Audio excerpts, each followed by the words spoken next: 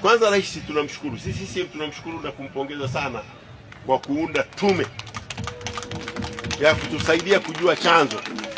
Pongeza na tunaipongeza tume ambayo imesema katika uchunguzi wake imegundua kuna watu si wengi, lakini ndio walioanza mpango ule, walifadhili. Sasa wanasema wao hawakuwa polisi wa kuwakamata, lakini wanasema tuchunguze wale walioonekana ili tusiwe tukawa tunafuga nyoka ndani ya nyumba. Sasa kumbe kweli wanasema watu wamekufa. Mimi nani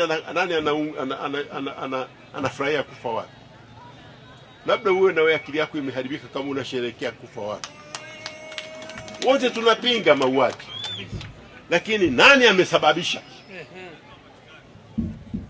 Alafu wale walioko wengine kama tunawahisi ndio tena wanataka kutufundisha namna ya kufanya.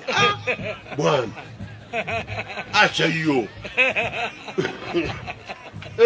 Mtufundishe vurugu, mwanzishe nyie, na namna ya kumaliza mgogoro mtupe nyinyi. Hapana, mimi sijasema jina la mtu, lakini wenye kujua hayo mambo jijua, waache jinai ichunguzwe. Kama walihusika waende kwenye vyombo vya haki.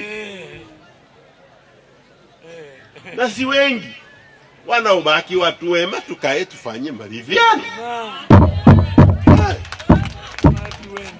Watu wema, mnaweza kuwa mnatofautiana mawazo, lakini ni watu wema tu. Kutofautiana mawazo si mbaya, ni jambo la kawaida tu. Hamwezi kusema wote mtakuwa mnakubaliana. Hata kondoo hawakubaliani. Mwingine anatangulia mbele, mwingine wanakubaliana kwamba maridhiano yafanyike baada ya waovu kupatikana. Ndio.